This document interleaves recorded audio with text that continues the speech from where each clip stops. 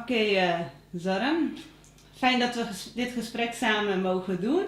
Dat jij even tijd voor ons project hebt gemaakt. Om te beginnen met het interview. Ik heb jou gevraagd om een voorwerp uit te kiezen wat voor jou heel dierbaar is. En ik ben heel benieuwd wat dat is. En of je daar wat over kan vertellen. Ja, dat is een van mijn gitaren. Mijn beste vriend. En die altijd met mij gaat en die altijd naast mij is. Die gebruik ik in de goede, ook in slechte tijden. Maar die is altijd, dan kan ik me daar zelf uiten, dan kan ik mijn gevoel daarbij betrekken. Dan kan ik zijn wat ik ben, samen met mijn gitaar. En wat betekent dat, zijn wat je bent? Mijn wens. Nee, wat dat betekent. Dat betekent heel veel voor me. Het is gewoon, dat kan ik zijn wat ik ben als ik mijn gitaar naast me heb en als ik speel. Dan kan ik me helemaal afsluiten van de buitenwereld. Dan kan ik echt in een soort extase komen. Dan kan ik echt helemaal mezelf zijn. Wanneer ben je begonnen om zo verliefd te worden op een gitaar? Oh, het is heel lang geleden. Het is 33 jaar geleden. Ik was gelijk verkocht met de eerste tonen was ik helemaal verliefd geworden op gitaar. Ik heb begonnen spelen met mijn broer, die heeft me geleerd. En sindsdien heb ik mijn gitaar altijd bij me. En hoe is dat zo ontstaan? Ja, in mijn familie was muziek altijd heel belangrijk. Ik heb opgegroeid met heel veel muziek thuis. Mijn moeder zong altijd, mijn zus zong, die heeft ook gitaar gespeeld, mijn broer speelt gitaar. En ik ben ook begonnen toen ik 11 jaar was.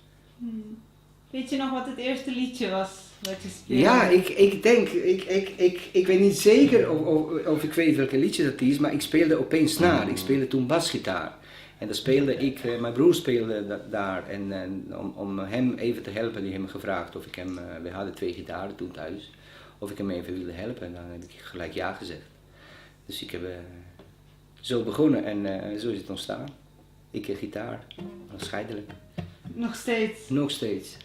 En dat blijft ook altijd, voor altijd zo. Zou je wat voor ons willen spelen? Ik ben wel heel benieuwd wat dat dan is. Ja, nee, dat wil ik zeker. Dan ga ik een liedje spelen wat mijn laatste tijden, waar ik heel veel mee bezig ben. En dat hoort gewoon bij deze tijd bij mij. Dus dan ga ik echt een van de nieuwste liedjes spelen. Een stukje.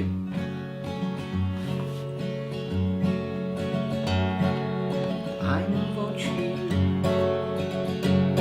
So close your eyes and get some rest. I'm here to watch your heart. It's been folded from the start. I'm rich in your chest. I'm not angel. I never mean to make you cry. Jump into my hoops with dissension in the troops, and I smile inside. Was that over your shoulder? Fear of getting older. Stay with me.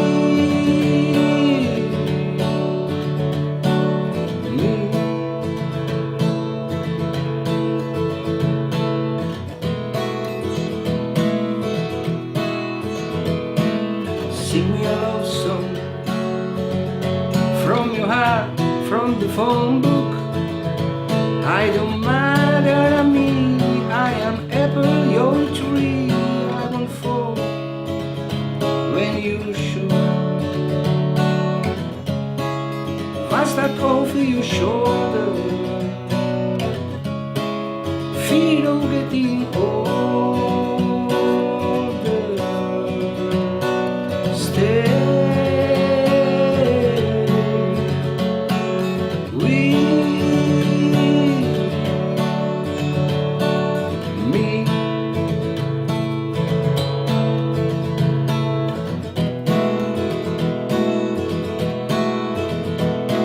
La, la, la, la, la.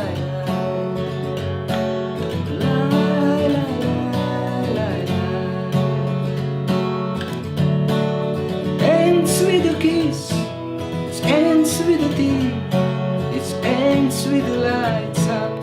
Bad thing I don't fear. Tell me no sense, I know what's sincere.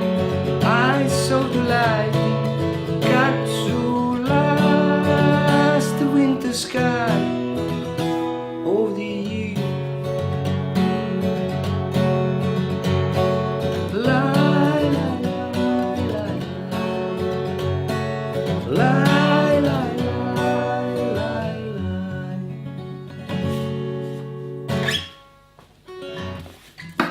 Heel mooi, Ja, dankjewel. ja, dat heb ik van een vriendin als cadeau gekregen. Toen ik, dat noem ik als cadeau, heb ik van haar dit lied voor de eerste keer gehoord. Dan was ik gelijk verkocht, dus dan moest ik hem even leren spelen. En waarom was je verkocht? Kan je daar eens wat meer over vertellen? Ja, eerst over muziek, vind ik muziek heel mooi, maar dat vind ik ook tekst vind ik hartstikke leuk. En liefdeliedje, dat gaat over liefde en dat vind ik hartstikke leuk. Dat hoort gewoon zo. Bij gitaar, liefde, gitaar, verdriet, dat hoort allemaal bij gitaar. Wat doet dat liedje met jou als je dat speelt? Oké, ja, dat doet wel een beetje. Terwijl ik dat zing en speel, dan denk ik aan een paar dingen. En hoe dat ontstaan is bijvoorbeeld met die liedje, toen ik dat eerste keer gehoord heb. Dat ik dat heel mooi vond. En sindsdien laat me dit liedje niet los. Dat vind ik heel mooi. Elke keer als ik dat kan spelen, dan doe ik het. Wat voor emoties horen daarbij dan? Nou, er komen heel veel emoties bovenop, ja. Ja. Ook van nu, maar ook van vroeger, ook van vrienden, van familie, van die vriendin ook. Dus dat komt ook naar boven. Dus. Blijft een bijzonder liedje. Ja, dat blijft zeker een bijzonder liedje. Ook een heel bijzonder mens van wie ik dat voor de eerste gehoord heb. Ik heb van haar meegekregen, daar ben ik heel blij om. Goed om te horen en Ja. fijn dat je dat ook met mij hier hebt willen delen voor het project. Ja, heel graag. Leuk dat jij wilde met mij een interview maken, dus ook leuk. Ja. Je hebt nu een liedje gespeeld, je hebt verteld dat gitaar is een leven van jou, muziek betekent heel veel voor jou. Maar kan je eens vertellen, wie ben jij, wie is Zoran? Oké. Ja, ik ben Zoran Sovic, ik kom 45 jaar oud. Ik kom uit Bosnië vandaan. Oh, kijk, dan ga ik over Bosnië. Dat is een teken, denk ik. Ik kom uit Bosnië vandaan. Ik ben 20 jaar geleden naar Nederland gekomen als vluchteling. Mijn toenmalige vriendin. Inmiddels wonen we niet meer samen. En ik ben een gewone jongen die een gewone leven in Bosnië gehad heeft. Een hele goede, ik zou zeggen, een hele goede leven gehad als kind. Kindertijd, een hele mooie kindertijd. En toen ik hier kwam, ben ik net voor ik hier kwam, was ik bezig, ik studeerde in Sarajevo. En door de oorlog daar moest ik eigenlijk daarmee stoppen. En ik heb nog 2,5 jaar actief in de oorlog meegedaan en op een gegeven moment was ik een beetje zat van alle gebeuren wat daar gebeurd is. Ik heb heel veel gezien, heel veel meegemaakt, ook heel veel slechte dingen gezien en dat heeft eigenlijk mij geholpen om weg te gaan uit mijn geboortestad en mijn geboorteland.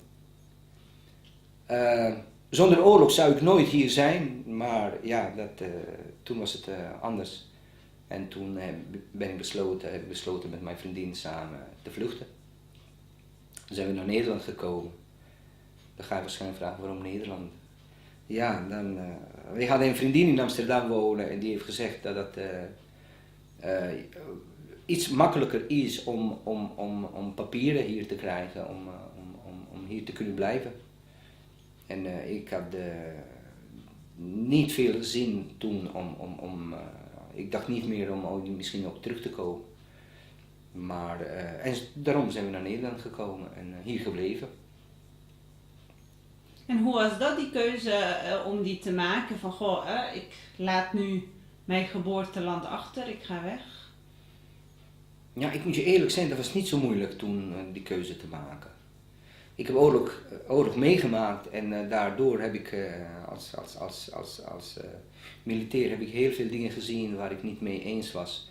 Zeker op hoe mensen met elkaar omgingen, hoe mensen geen mensen zijn, niet meer waren, hoe ze slecht eigenlijk waren. En dat zij de andere pijn gingen doen. En dat heeft me zo geraakt dat ik dacht, nou dat is niet het land waar ik wil blijven wonen. Dat is niet wat ik geleerd heb als kind. Dat is niet hoe ik ben opgegroeid. Hoe ben ik met mensen mee omgegaan. Dat vond ik niet goed. Toen heb ik besloten om weg te gaan. Dat was nog reden makkelijker was het geweest. Ik was verliefd. Ik was samen met mijn vriendin en wij wilden ergens samen zijn waar niet betekenis heeft wat voor geloof heb je en wie jij bent en hoe je heet. Dat wilden wij niet mee willen maken. We wilden ergens naartoe waar het niet belangrijk is. En toen zijn we naar Nederland gekomen. En wat heeft dat met jou gedaan, om dat allemaal daar te zien, te ervaren en dan te besluiten ik ga weg? Ja, ik moet je eerlijk zijn, ik denk dat ik een soort trauma heb opgelopen daardoor. Ik heb sowieso trauma opgelopen als militair die met wapen elke dag mee omgaat. Die moet schieten, die moet oorlog voeren, die moet iets anders doen dan wat je gewend bent. Ik wil liever met mijn gitaar muziek maken dan met een wapen lopen. Dat heeft mij ja, een andere mens gemaakt. Dat weet ik zeker. Ik was toen 23, 24 jaar. Ik moest eigenlijk beginnen met leven. Ik moest met vrienden gaan feesten.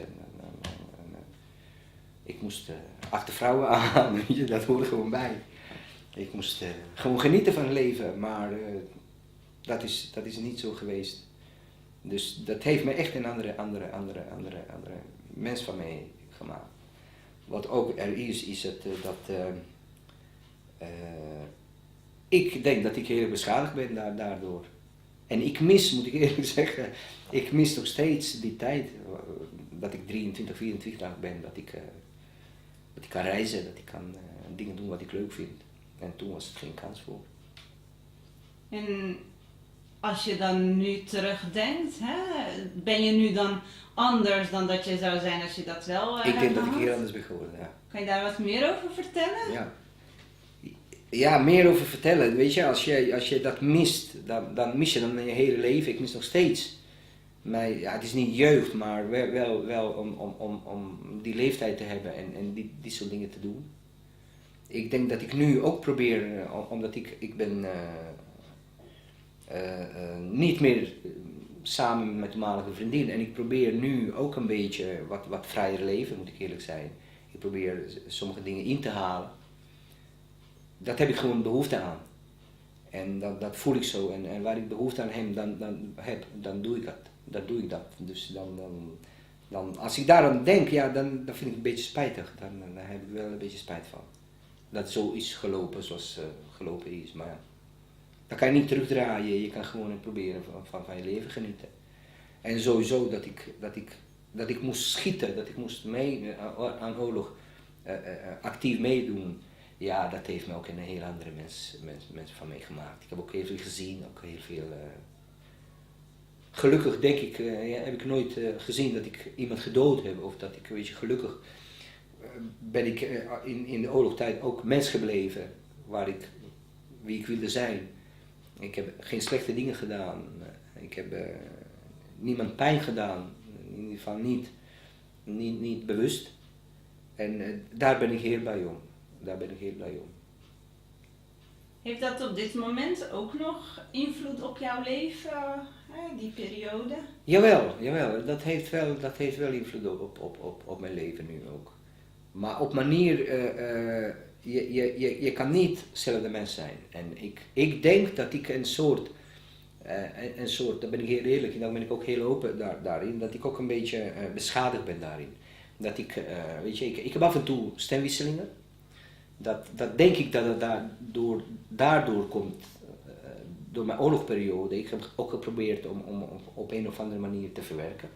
Ik denk niet graag daaraan, maar dan heb ik wel af en toe behoefte om, weet je, dan pak ik de computer en dan kijk ik af en toe wat films uit de oorlogstijd of wat documentaires. Daar heb ik af en toe behoefte aan. Waarom weet ik zelf ook niet, maar dan kijk ik, dat kijk ik af en toe wel daaraan. En soms droom ik ook af en toe daarover. En soms heb ik ook gevoel als ik ergens, bijvoorbeeld als ik ergens loop, dat ik dat één ding wat ik zie, dat mij dan terugbrengt, 20 jaar geleden, wat ik meegemaakt heb. Bijvoorbeeld rare dingen. Dat heb ik af en toe, ook onbewust. Ik ben daar niet bewust mee bezig. Ik probeer dat, ik heb aan mezelf wat dingen gedaan, ook innerlijk. Ik probeer ook een beetje mediteren. Ik probeer ook een beetje aan jezelf te werken. En dat heeft me geholpen in ieder geval. Ik heb daar niet gestopt en gezegd, nou dat is het. Maar ik probeer mijzelf ook ontwikkelen en sowieso beter mens te worden. Maar dat heeft invloed zeker op mij gehad, nu nog steeds, maar ja. Kan je wat meer vertellen over hoe je daarmee omgaat? Dus je zegt aan mediteren bijvoorbeeld. Ja. Hoe is dat gegaan? Ja, hoe je daarmee omgaat. Soms wil ik daar ook niet aan denken, weet je. Soms, je stopt dat ook weg. Maar die gevoel kan je niet helemaal wegkrijgen. Soms komt dat bovenop. Ik heb vrienden met wie ik over kan hebben. Ik heb ook een tijdje bij een therapeut gelopen. Ik had behoefte om aan te vertellen. Die heeft ook me toen aangeraden om met mijn kinderen over te hebben. En aan mijn kinderen te vertellen. Dat vind ik heel moeilijk. Maar mijn kinderen zijn wel een beetje wijs. En dan komen zij wel achter met vragen. En dan vragen ze me heel vaak. Hoe is dat gegaan en wat heb ik meegemaakt. En dat helpt me ook. Dus gesprekken hebben met vrienden of met kinderen. Ja. Af en toe komt het gewoon bovenop. Met mijn gitaar heb ik ook heel vaak gesprekken over. Als ik muziek maak, dan komt dat ook naar boven. Dan heb ik dat ook. En mediteren, hoe helpt dat jou? Ja, hoe is dat? Ja je werkt aan jezelf, aan innerlijke dingen. Dat heb ik meegekregen via mijn werk. Ik werk voor een antroposofische instantie. Waar ook, dat is een leer van Rudolf Steiner. Dat is ook iemand die ooit in Kroatië geboren is. Eigenlijk is dat Oosterse Rijk geweest, toevallig. Toen kwam ik die soort mensen hier tegen en die leer gaat over dat het ook een soort geestelijke wereld bestaat. En dat die toegankelijk is via je eigen innerlijke ontwikkeling. En dat heeft mij heel veel geholpen. Dat heb ik in de aanraking gekomen, daar ben ik nog steeds daarmee bezig. En meditatie sowieso, dat is voor iedereen goed, weet je wel. Dan werk je aan eigen rust, aan je eigen werkje. Dus, En kan je eens vertellen hoe je daarmee in aanraking bent gekomen met die leer? Hoe is dat gegaan als je terugdenkt? Ja, heel toevallig. Toen waren we nog samen, we zijn naar Rotterdam gekomen, we zouden hier een woning krijgen.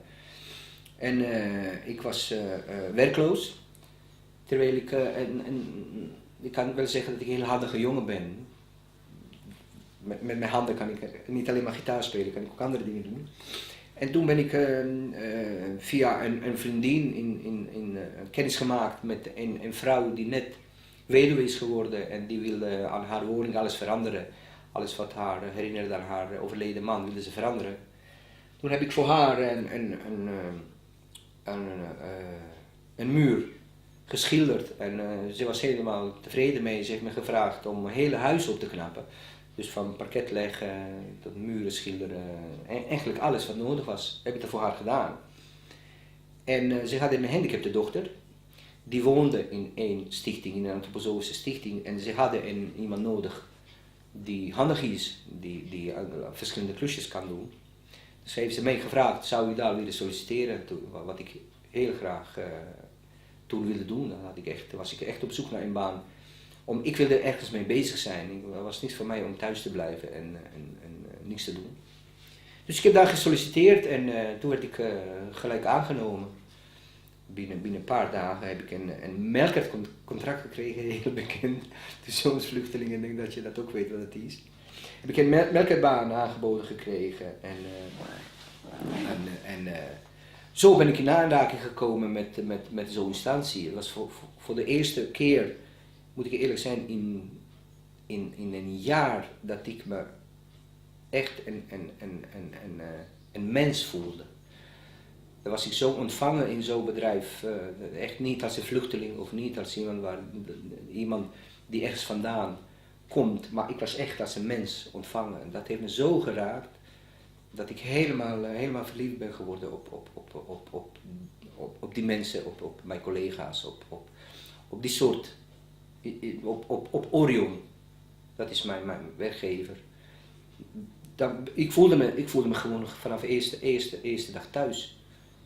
En daar hadden ze zoveel begrip voor me. Weet je, ik schrok wel toen ik de bewoners heb leren kennen. Dat waren allemaal mensen met een zorgvraag. Lichamelijk of geestelijk of allebei. En was ik wel een beetje geschrokken. Ik dacht ik hoop dat ik wel hier mijn weg kan vinden. Maar dat met hulp van mijn collega heb ik heel veel geleerd van mensen met wie ik gewerkt heb. En dat ik nu nog steeds hoe lang werk ik hier? 17 jaar denk ik. Dat ik hier werk. Dus zo ben ik in aanraking gekomen, toevallig. En dan ben ik nog steeds hier. En je zegt van, je voelde je als mens. Wat is dat? Waarom? Waarom was dat daarvoor? Ja, weet je wel, als vluchteling, ik weet niet of jij dat ook zo meegemaakt hebt. Als vluchteling hier, dat was veel moeilijk om weg te vinden. Mensen waren niet echt in het begin open voor mensen die ergens vandaan komen. Zeker voor mensen uit het buitenland. Ook, mensen zijn heel voorzichtig daarin. Ik voelde veel mensen die een beetje koud zijn naar elkaar toe. En we hadden geen vrienden, we hadden eigenlijk in Rotterdam niemand. We waren met z'n tweeën hier en dan moet je zich echt, dan moet je dan heel veel doen om hier een bestaan te kunnen opbouwen, om hier een begin te kunnen maken. En dus dat was een periode van jaar waar ik me niet echt prettig voelde. Daar hadden wij ook een paar keer ook nagedacht om misschien terug te gaan, weet je. Dat was best moeilijk om in opvangcentra en weet je wel, steeds te verhuizen nou, ik voelde me niet echt op mijn gemak. Maar toen ik hier mensen heb leren kennen, waar de eerste dag voelde ik me weer waardevol, voelde ik me weer mens, voelde ik me echt. Ik kon zijn wat ik ben. En dat accepteerden zij dat en ze vonden het heel leuk om mij te zien zoals ik ben. En dat heeft mij enorm duw gegeven. Ik zal nooit vergeten, toen ik voor de eerste keer thuis kwam, zei ik toen tegen mijn toenmalige vriendin, die zei, ja weet je, dit heb ik nog niet meegemaakt in Nederland, die soort mensen, dat moet je echt, ik kan het niet uitleggen, maar je moet dat meemaken, je moet dat echt in gesprek gaan met hun. En daar was ik echt helemaal, ik voelde me toen weer een waardevolle iemand, die een waarde heeft en die kan zijn wat hij is. En hoe is dat vervolgens weer verder gegaan? Ja, ik heb daarna een vast contract gekregen en toen is mijn vriendin ook werk gekregen bij Stichting Orion. En binnen een jaar, 1,5 jaar, zijn we gevraagd als inwonende medewerkers binnen in gemeenschap, we noemen dat gemeenschap, om te gaan wonen. En 15 jaar geleden werden we wel gekeken als een soort secte, moet ik eerlijk zijn. Dat was, ja, wij deden heel veel samen. We hadden veel bijkomsten, we hadden veel jaarfeesten gevierd, we hebben heel veel lol gehad, we hebben, weet je, en dan dat vonden mensen in de buurt best spannend. En dat was ook primeur volgens mij in de wereld, dat in een antroposofische stichting of een gemeenschap waar gehandicapte mensen wonen en werken, dat zij in de wijk komen. Vroeger waren ze altijd ergens in de bos gestopt of achter de hekken en dan hadden ze niet veel contact met de buitenwereld. Ik denk dat Orion premier is op dit gebied. En wat wij toen gedaan hebben is het om mensen van buitenaf veel bij betrekken en veel samen gaan doen met de mensen uit de buurt. Dat wij nu na 15 jaar hier heel bekend zijn. Je kan Zevenkamp of deze deel van Rotterdam niet voorstellen zonder Orion. En dat is eigenlijk, mensen kijken, ze kijken ons toen als een secte omdat zij niet veel over ons wisten. Omdat zij, omdat wij niet veel contact met hun hebben gehad. Maar nu zijn we echt helemaal, ik zou zeggen, ingeburgerd dat wij echt heel veel betekenen in de buurt. En dat doen we ook samen heel veel met mensen. En wij zijn als inwonende medewerker hier komen wonen. Daar woon ik nog steeds. Daar ben ik heel erg naar mijn zin. Ik zou me niet kunnen voorstellen om hier in een Ratjehuis te gaan wonen. Mijn kinderen zijn hier opgegroeid en die vinden het nog steeds leuk om hier te zijn. Daar ben ik nog steeds enige inwonende medewerker in Orion ben ik nog steeds. En ik hoop dat ik nog heel lang mag blijven. En hoe voelt dat om een onderdeel te zijn van die stichting? Ja, moet ik eerlijk zeggen, ik ben vereerd om hier te kunnen wonen. Ik woon dat heb je gezien, in een groene omgeving, niet veel. Dat is heel rustig, heel fijn. Ik heb de beste buren van Rotterdam, zeg ik altijd. Ik woon samen met 8 zwaar gehandicapte mensen, of ik zou zeggen zwaar mensen met een zorgvraag. En we hebben nooit in die 16 jaar problemen gehad. Ik voel me vereerd om hier te mogen wonen. Het is wel zo, ik moet wel even goed kunnen scheiden mijn werk en mijn privé. Soms is dat wel vervelend, dan kunnen ze mij altijd bereiken en dan ben ik eigenlijk 24 uur bereikbaar. Als ik thuis ben, kunnen ze mij altijd bellen. Maar aan de andere kant heb ik heel veel vrijheid, dat ik dat ook heel goed kan onderscheiden. En dan kan ik ook, heb ik genoeg tijd om mijn privéleven ook goed op te bouwen en te doen. Okay. Kan je eens wat vertellen over jouw rol binnen die stichting? Mijn rol, ik ben begonnen als klusjesman, een soort klusjesman. Ik heb het eerste jaar alleen gedaan en na het eerste jaar heb ik dat met een paar van onze bewoners gedaan. Ik heb elke dag meegelopen in verschillende huizen. We hebben hier 16 locaties.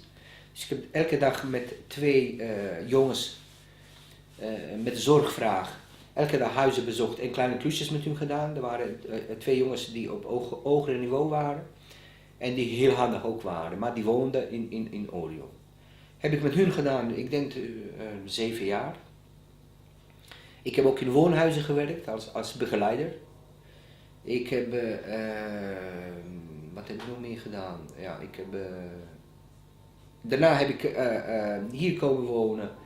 Heb ik een eigen werkplaats gehad, waar ik mensen heb begeleid en met hun verschillende klusjes gedaan. Wat ik nu op dit moment doe, ik zou zeggen, ik regel brandveiligheid in Orion. Alles wat met brandveiligheid te maken heeft, gaat dat via mij. Ik controleer ook alle brandweercentrales in Orion. Soms doe ik dat met bewoners, soms doe ik dat alleen. Daar ben ik gecertificeerd voor. En ik begeleid mensen op een werkplaats hier in Kutoles Centrum. Als bijvoorbeeld onze zaal wordt verhuurd, of als het in theaterstuk komt, als het in concertje komt, dan ga ik met mensen alles klaarzetten. Van techniek tot schoonmaak doen we van alles. Dus dat is op dit moment wat ik doe. Mm-hmm. En binnen die stichting, hoe is je relatie met de bewoners, met de medewerkers? Kan je daar wat meer Heel goed. Ja, ik heb hele goede collega's. Dat is sowieso. Wij zijn inmiddels veel groter geworden dan wat wij 15 jaar geleden waren. Wij tellen volgens mij ongeveer meer dan 100 bewoners en meer dan 100 medewerkers. Ik heb hele goede contacten. Ik zou zeggen, zeker met bewoners. Ik ken elke bewoner en elke bewoner kent mij. Ze hebben me ook ontmoet, ook via mijn gitaar. Die heeft me ook hier heel veel geholpen. Ik maak muziek heel vaak in Orion. Ik geef ook privélessen aan een paar bewoners. Die vinden het hartstikke leuk om met mij hier muziek te maken, of bij hun thuis. Ja, dat is heel gezond, heel hartstikke goed. Ik heb echt naar mijn zin hier in Orio. Ben ik heel blij dat ik hier ben. Kan je wat vertellen over hoe je muziek combineert met de stichting? Ja, ik combineer, we hebben ook een muziekgroep. En sowieso onze mensen zijn gek op muziek, net als ik. Misschien nog meer dan ik.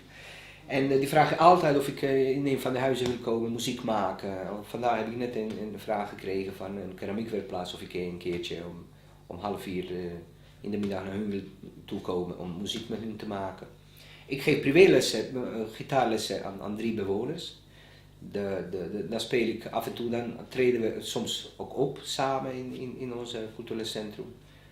En sowieso onze jaarfeesten, die wij vieren, is altijd heel veel muziek aanwezig. Die wordt gemaakt door mij of door iemand anders. Ik heb heel veel collega's die ook muziek maken, die verschillende instrumenten spelen. Af en toe komen we bij elkaar en dan maken we een feest van. En wat doet dat met je als je jouw muziek kan delen met de bewoners van deze stichting? Ja, dat maakt mij blij. Dan ben ik helemaal in mijn element. Ik maak muziek zeker voor anderen ook. Ik ben heel blij dat ik met hun mee kan delen. En zeker trots op hun dat zij met mij willen ook spelen of zingen. Ja, dat maakt me gewoon blij mens. En wat voor soort muziek is dat jullie samen maken? Wij spelen van alles. Van Beatles tot André Hazes bijvoorbeeld. Van alles. We maken van alles. Het is echt alle soorten muziek. Van rock tot blues, van Nederlandstalig tot zelfs Bosnische muziek speel ik met hun. Die vinden het hartstikke leuk. Ja, echt heel leuk. En is het voor de bewoners alleen maar een bezigheid muziek maken of heeft het ook vanuit jou nog een andere doel? Ja, weet je, het is een andere doel. Ik zou zeggen, ik geef les aan 3 jongens. En dan heb ik me daar ook een beetje verdiept. En ik wilde ooit een manier vinden om mensen te gaan, om mensen te gaan raken, om mensen te gaan triggeren, om mensen te blij laten worden. Dat zijn 3 bewoners die 3 van elkaar helemaal verschillend zijn. En ik maak muziek met hun op 3 verschillende manieren. Dat zullen nooit echt grote gitaristen worden. Maar hoe zij genieten als zij met mij gitaar spelen, dan weet je, dat is genoeg om te zien. Zij zingen en zij spelen gitaar op hun manier. En 2 kunnen zelf ook geen akkoorden spelen, maar hoe zij helemaal loskomen en hoe zij dan lachen daarbij, weet je, dan is dat voor mij een doel bereikt. Als ik ze kom halen om bij mij te komen spelen, als je die lach op hun gezicht ziet en dat ze steeds daarover hebben, dan is dat voor mij echt een situatie waar ik denk, yes, ik heb iets gemaakt. Dus ik probeer echt een contact via muziek met hun te hebben en dat heb ik zeker. Daar ben ik heel blij om. Van ouders hoor ik ook dat ze steeds daarover praten, dat ze naar mij toe komen om muziek te maken, gitaar spelen. Dat maakt mij ook enthousiast en vind ik hartstikke leuk om dat te doen. En hoe zie je dat verder gaan in de toekomst? Ja, in de toekomst, dus qua muziek bedoel je? Ja, weet je, ik heb heel veel vraag naar, het is heel veel vraag naar in mijn stichting om bewoners muziekles te geven, zeker gitaarles. Ik heb daar niet veel tijd voor, ik moet eerlijk zijn, ik ben een drukke mannetje, ik hou van verschillende dingen. Dus ik heb gezegd, ik ga met die 3 jongens verder. En later zie ik het wel, maar nu heb ik niet echt veel tijd om nog meer mensen aan te nemen om muziek te maken, terwijl heel veel vraag daarvoor is. Maar ja, ik zie het wel, ze vinden leuk. Zodat ze leuk vinden, doen we dan samen. Als ze dat ooit tijd komt dat ze het niet leuk vinden, dan doen we dat niet meer. Je zegt je bent een druk man, wat doe je nog meer? Ja, ik ben een heel drukke mannetje. Ja, ik heb 2 dochters. Als eerst, dat zijn echt de belangrijkste dames in mijn leven. Van 19 en 16 jaar. En daar heb ik heel veel aan. Jongste dochter woont bij mij en oudste dochter woont bij haar moeder. Die woont ook niet trouwens hier ver vandaan, maar zij komen wel bij mij slapen, bij haar, weet je, ze kunnen zelf bepalen waar en hoe zij willen daar verdelen, waar ze willen slapen, dat kunnen ze altijd zelf bepalen. Mijn jongste dochter van 16 is een topsporter, die tennist heel hoog en die reist heel veel, die traint heel veel en daar ben ik heel erg bij betrokken geweest al die jaren. Dat is nu volgens mij, dat zij tennis is dat 7 jaar. Heb ik heel veel met haar gereisd, ik ben heel veel daarbij betrokken. Daar heb ik heel veel werk aan. En met de oudste moet ik eerlijk zijn, ik heb wat minder verplichtingen, maar het goed. En dat is het ook altijd wat we samen gaan doen. Dat we samen gesprekken hebben, dat wij iets doen. Mm-hmm. Dus ja, dat is mijn taak nummer 1, vader zijn. En verder, ja, ik sport veel. Ik heb ook heel veel gesport als kind en dat heeft ook bijgebleven. Toen ik 16 was, ik weet dat ik toen moest kiezen, moest ik gaan weer verder sporten of moest ik meer gitaar gaan spelen. Ik heb gekozen gelukkig voor mijn gitaar. Maar ik heb toch blijven sporten een beetje, en nu nog steeds. Ik sport minimaal 2 keer per week. Ik doe aan tafeltennissen. En tot 2-3 jaar geleden heb ik ook competitie gespeeld. Nu doe ik dat alleen maar recreatief, maar net zo fanatiek als een professional. Dus dat doe ik ook. Ik heb heel veel, een grote groep, ik heb heel veel vrienden. Ik ga ook heel veel met mijn vrienden om. Ik maak heel veel muziek, ik speel ook in een band. Ik treed heel vaak op. Of dat bij mij, in Orion of ergens anders. Ik doe elke kans waar ik mijn gitaar kan laten zien of waar ik iets met gitaar kan laten zien, dan pak ik. En dan ga ik muziek maken. Kan je daar wat meer over vertellen, over je band en je muziek? Over mijn band, ja, leuk. Ja, dat is, na 15, 16 jaar dat ik hier woonde, heb ik een paar mensen uit ex-Jugoslavië ontmoet. Eigenlijk, wij hebben een band waar ik, een gitarist en een zangeres uit Bosnië komen. Wij hebben een zangeres die half Nederlands, half Kroatisch is. En we hebben ook een bandlead, een Nederlander, die speelt cajon. Ja, we hebben elkaar toevallig gevonden. Ik was op zoek naar een zangeres en ik wilde een beetje richting traditionele Bosnische muziek in te gaan. Maar ik kwam haar tegen en die houdt van een hele andere stijl.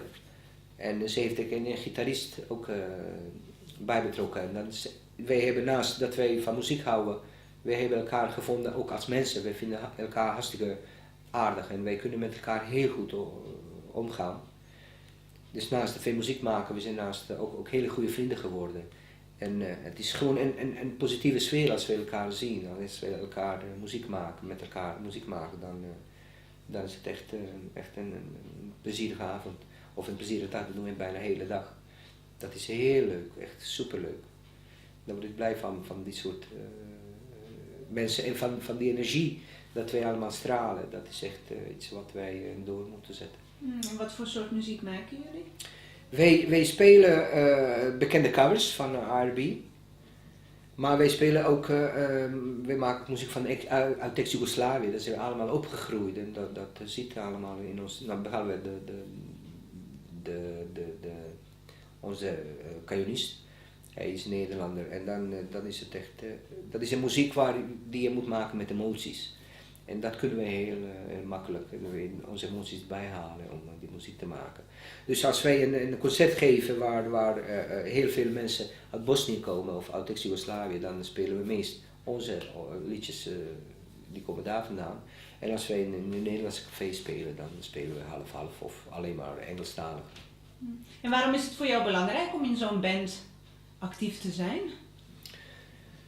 Weet je, het is niet, ik zal niet zeggen niet belangrijk, maar het zijn wel mensen met wie ik wat heb. Met wie ik ook kan zijn wie ik ben, met wie ik kan lachen, met wie ik veel energie kan geven en veel energie ontvangen. En dat maakt nog bijzonderer als je die soort mensen om je heen hebt, dat maakt heel bijzonder. En dat is voor mij heel waardevol. Weet je, wij zijn ook echt vrienden, naast dat wij muziek maken, we zijn ook vrienden met elkaar. En dat is ook makkelijker om je energie in te stoppen, om dingen te doen. En optreden voor Nederlanders of voor een Bosnische publiek, maakt dat wat uit? Hoe zie je dat? Nou, voor mij maakt dat niet uit, ik vind allebei leuk. Dus voor mij maakt dat niet zoveel uit. Tuurlijk vind ik leuk om ook voor mensen die hetzelfde kunnen voelen als ik, vind ik leuk te spelen. Maar vind ik ook leuk voor Engelstalige liedjes te spelen. Ik vind allebei leuk. Ik ben wel iemand die heel vaak niet keuzes maakt. Die doet liever dingen erbij dan dat hij dingen afstoot. Dus ja, dat hoort gewoon bij mij. En wat is dat? Dat voelen, dat gevoel met muziek? Kan je daar wat over vertellen? Gevoel, ja.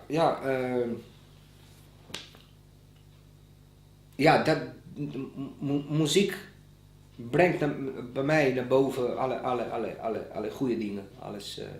Alles positiefs, alles. Terwijl ik muziek maak, ook als ik verdrietig ben hoor. Ik pak mijn gitaar ook als ik, weet ik niet, in de tranen ben. Of als ik echt een hele slechte dag gehad heb. Als ik moe ben, als ik verdrietig ben, als ik treurig ben.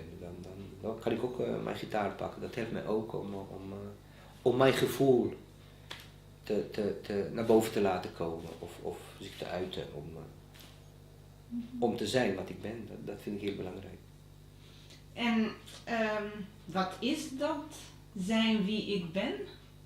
Wat is dat? Ik ben nog niet uitgekomen. Wat is dat wie ik ben? Ik probeer te zijn wie ik ben.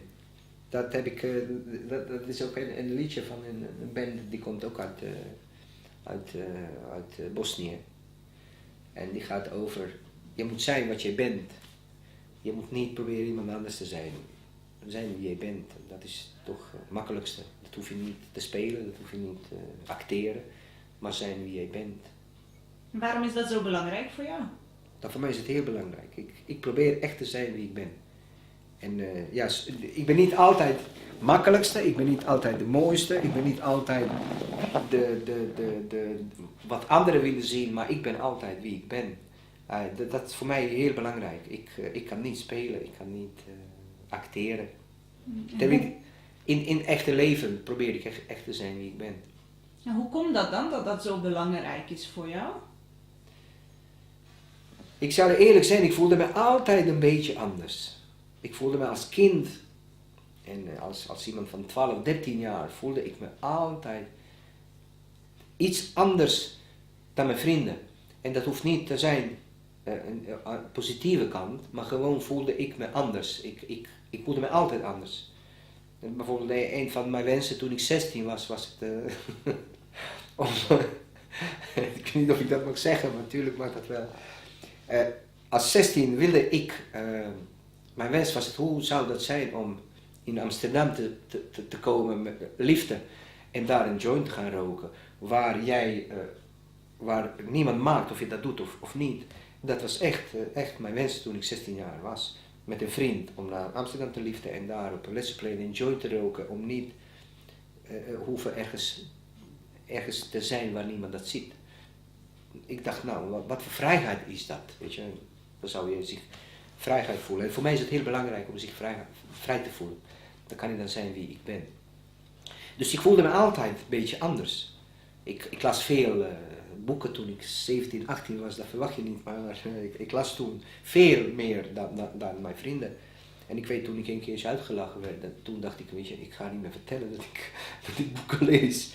En nu lees ik helemaal niet, gitaar is mijn boek, dus dat doe ik heel veel met mijn gitaar, maar op sommige niveaus voelde ik me wel een beetje anders. Nu nog steeds voel ik me anders dan anderen. Wij zijn ook allemaal anders van elkaar en ieder mens is uniek, maar af en toe voel ik me wel anders en ik wil zijn wie ik ben. En in Nederland, in Rotterdam, Ja. heb je voldoende het idee dat je jezelf kan zijn, dat je kan zijn wie je bent? Ik zal eerlijk zijn, sinds ik uit elkaar ben met mijn vriendin, ben ik wat meer mezelf. in een relatie, je kan niet altijd zijn wie je bent. Je moet zich ook veel aanpassen. En af en toe had ik moeite daarmee. En nu probeer ik, nu voel ik dat ik wat meer mijzelf ben. Dat ik meer mijn eigen dingen kan doen. Dat is ook makkelijker als je alleen bent. Als je, weet je, in een relatie ik voelde me altijd een beetje, ja, niet echt wie ik ben. En dat is ook normaal, weet je. Je moet zich wel aanpassen aan anderen. Maar goed, ik denk dat ik hier kan zijn wie ik ben. En zeker, mijn werk is ook mijn leven. Ik woon op mijn werk en daar kan ik ook zijn wie ik ben. Met mijn vrienden kan ik zijn wie ik ben. Met jou ben ik ook altijd wie ik ben, ja. En in een stad als Rotterdam, hoe is het daar om jezelf te zijn? Daar verlies je zich heel makkelijk. Ik moet je eerlijk zijn, ik voel me helemaal een Rotterdammer. Ik ben heel trots op onze stad. Je woont ook daarin. Elke keer als ik ergens ben ik trots om te zeggen dat ik in Rotterdam woon. En dat als ik in Amsterdam ben, dan ben ik een Rotterdammer. Of als ik in Veenendaal ben ik ook een Rotterdammer. Maar daar verlies je zich, verlies je zich heel makkelijk. Het is een grote stad. Het is een drukke stad. Het is iedereen heeft een drukke leven. En daar verlies ik me soms. Soms iets. Als ik naar de stad ga, dan bijvoorbeeld heb ik het gevoel dat ik niet veel geniet van de stad. Dat ik sommige dingen voorbij laat komen. Dat ze voorbij gaan. En hoe komt dat? Ik weet het niet. Dat is gewoon, ja, ik weet het niet. Ik voel me ook, ja, het is heel moeilijk om uit te leggen, maar ja, je verliest zich gewoon in zo'n stad. Ik zou wat graag meer verbonden willen zijn met Rotterdam. Ik woon helemaal aan de rand van Rotterdam. Het huis waar ik woon is dat echt de laatste huis naar 7 huizen. Dus de echt laatste huis, dus dan word ik echt op periferie, echt buiten stad. Maar als ik naar de stad ga, ik ga graag naar het centrum. Dan ben ik niet echt, weet je, ik wil graag wat meer zien van Rotterdam. Ik wil graag wat meer horen van Rotterdam. Ik mis daar een stukje. En wat mis je dan? Wat mis ik? Ja, om meer betrokken te zijn. Ik weet niet bij welke dingen, maar om meer betrokken te zijn. Maar dat komt ook door mijn drukke leven, hoor. Dat komt ook door mij, niet alleen maar door, ik zou zeggen, door van onze stad. Maar dat komt ook door mij, door mijn drukke leven, dat ik niet veel verbonden ben met. Ik voel me helemaal 100% Rotterdam. Ik zeg je weer, ik ben echt trots op onze stad, wat hij allemaal ooit meegemaakt heeft. Ik heb ook een beetje in de historie gekeken en gelezen. Maar ja, om meer te betekenen voor Rotterdam, of meer te zijn voor Rotterdam, daar zou ik aan kunnen werken. En wat zou dat dan kunnen zijn? Nou, wat zou dat kunnen zijn? Weet je wel, ik heb ooit bijvoorbeeld geprobeerd om wat je zelf kan doen. Weet je? Je moet zelf dingen proberen te doen. Je moet niet verwachten van anderen om dit soort dingen te doen. Ik heb ooit een actie op de gang gezet met onze bewoners. In dagbesteding gingen wij elke dag rondom de Zevenhuizenplas gingen wij de vuil oprapen en schoonmaken. Weet je wel, dat is bijvoorbeeld wat je kan doen. En toen dacht ik, dat zouden we kunnen doen. Weet je wel, als we een wandeling gaan maken rondom een plas, we kunnen als we een wandeling maken ook even al die vuil in de zak stoppen en dan helpen op één manier om schoner onze stad te hebben of onze omgeving. En vind je dat er voldoende ruimte is om dat soort dingen te doen in Rotterdam? Dan moet je zelf ook op zoek gaan, weet je. Je moet niet thuis zitten en verwachten dat iets naar jou toe komt. Je moet meer actief zijn. Ja, ik denk dat je veel kan doen, maar dan moet je zelf initiatief laten zien. Dan moet je echt zelf initiatief nemen, denk ik. Ik doe daar zelf niet veel. Dan moet ik eerlijk zijn. Maar ik heb daar, weet je, maar je mag tijd maken, maar ja, ik mag geen tijd om dat te doen. Maar ik ben heel erg trots als ik door Rotterdam loop en dat is altijd iets wat je nieuw kan zien. Waarom ben je trots op Rotterdam? Ja, ik heb trots op Rotterdam dat er een werkstad is. Dat het iets bijvoorbeeld heel anders is dan als je naar Amsterdam gaat. Amsterdam is een stad waar heel veel toeristen zijn. Hier zijn ook heel veel toeristen, maar Rotterdam is echt een stad die keihard werkt. En Rotterdam is een stad die alles wat hij meegemaakt heeft in de Tweede Wereldoorlog, dat is helemaal plat gebombardeerd is. Wat is van zo'n stad geworden is, dat is echt uniek. Daar ben ik trots op. Ben ik trots op dat in Rotterdam zoveel nationaliteiten wonen. Weet je wel, als nergens volgens mij in de wereld, daar moet je echt trots op zijn. Weet je, al die delen van Rotterdam zeggen wat. De Oude Haven zegt maar wat, Feyenoord zegt maar wat. Alles zegt over Rotterdam. Wat vind je het plekje in Rotterdam waar je het meest trots op bent? Plekje waar ik mee trots op ben? Ja, ik heb niet echt één plek, maar daar vind ik heel veel dingen die heel leuk zijn. Bijvoorbeeld Delfshaven, de oude Delfshaven van Rotterdam. Erasmusbrug. Kubus gebouw, een nieuwe centraal station, Kuip, weet je, dus allemaal iconen van Rotterdam. Dat is voor mij allemaal maakt Rotterdam. Ik heb niet echt één deel van de stad. Alles vind ik leuk. En de Rotterdammers? Ja, Rotterdammers zijn, ja, weet je, dat verschilt het ook. Rotterdammers zijn ook mensen die keihard werken, die voor zichzelf ook komen, mijn wereld is hier iets kleiner. Ik heb veel mee te maken met dezelfde mensen. En daardoor heb ik niet veel contact echt met de hele Rotterdam. Maar ja, Rotterdammers zijn voor mij ook mensen die keihard werken, die blij kunnen zijn, maar die ook een beetje afstandelijk kunnen zijn. Heb ik ook meegemaakt in Rotterdam. Ja, maar ik denk dat iedereen trots is dat hij hier woont en dat hij een Rotterdammer is. En wat maakt die trots? Wat is dat voor jou? Ja, ik denk dat dat met historie te maken heeft. Dat Rotterdam altijd over Rotterdammers voor zichzelf konden opkomen. Net als een stad eigenlijk mensen maken een stad zoals hij is. En als je daar terugkijkt naar historie, naar al die soort dingen, dat dit mensen gemaakt hebben en niet stad zelf. Mensen maken stad, wat mij betreft. Welke plek in Rotterdam is het meest bijzondere, waar jij het meest bijzondere gevoel mee hebt? Waar ik het meest bijzondere gevoel heb? Weet je, ik denk dat ik nog heel veel plekken in Rotterdam niet gezien heb.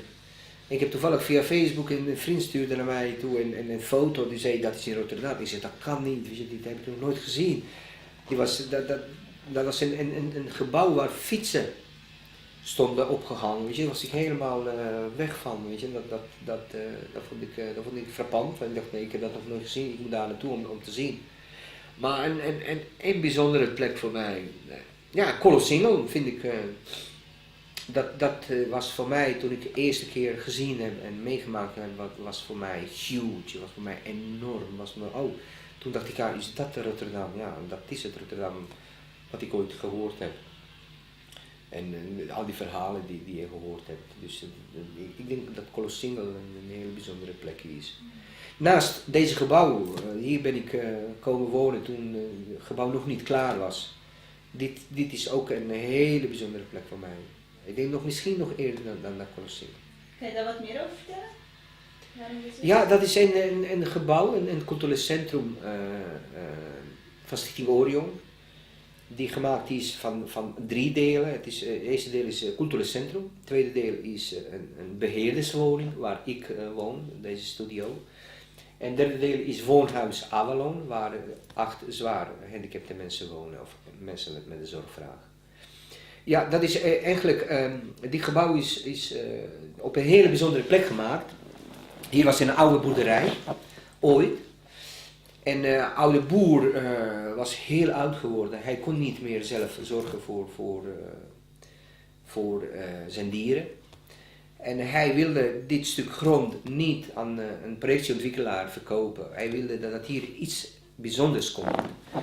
En toen zijn pioniers van Orion toevallig in aanraking met hem gekomen, zijn kennis gemaakt. En ze hebben hem uitgelegd dat zij een plek in Rotterdam zoeken waar iets heel bijzonders zou komen te staan. Dus deze culturele centrum. En de oude boer was gelijk verkocht en hij zei, als ik dood ga, dan wil ik dat dit stukje grond naar jullie toe komt, dat het bij jullie behoort. Toen zijn afspraken gemaakt dat oude bomen en oude boomgaard, dat die blijft bestaan. Boerderij daar hebben ze weggedaan en hebben ze deze gebouw geplaatst. En dat heeft we hebben beneden een schaal die gemaakt is van koper. Iedereen heeft zijn steentje bijgedragen, iedere medewerker en iedere bewoner heeft een slag met een hamer gegeven in die schaal. Zelf oude boer heeft ook een slag met hamer gegeven, die staat beneden ingekerfd in de grond en die staat vast. En dus dat is hier allemaal heel bijzonder. Hoe kwamen ze mensen tot die stuk grond en dat die boer echt niet aan projectieontwikkelaar wilde verkopen, maar aan echt iets bijzonders. Dat maakt al bijzonder. En zeker mensen die hier wonen, onze bewoners, maakt deze plek bijzonder. En het plan was ooit om hier een gebouw te plaatsen waar mensen elkaar kunnen ontmoeten, waar mensen met elkaar aan de dingen kunnen samenwerken. In ieder geval samen dingen doen.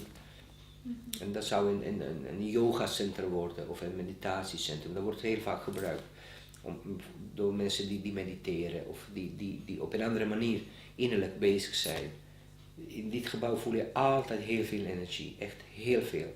Dat kan je altijd voelen. En iedereen, ik weet niet of jij dat meegemaakt hebt toen je hier voor de eerst binnenkwam, iedereen voelt hier iets. Dat kunnen ze dat niet uitleggen, maar dat voelen ze iets. En dat voel ik voel dat nog steeds als ik hier binnenkom, als ik op vakantie ga en als ik terugkom, dan voel ik me altijd hier thuis. Dan voel ik heel veel energie stromen. En wat is dan het belangrijkste moment in dit huis voor jou? Het belangrijkste moment in dit huis is toen ik hier kwam wonen. Ik geloofde eerst niet dat ik met mijn gezin hier zou wonen. Dat was heel bijzonder. Dat was ook, weet je, ik word nog steeds door mensen gevraagd die voor de eerst hier komen. Die vragen mij, hoe ben je voor elkaar gekregen om hier te komen wonen? Ik voel me echt vereerd om hier te zijn. Ja, de belangrijkste moment is hier te komen wonen. Toen ik verhuisd ben en toen ik de eerste nacht hier geslapen heb, voelde ik echt heerlijk.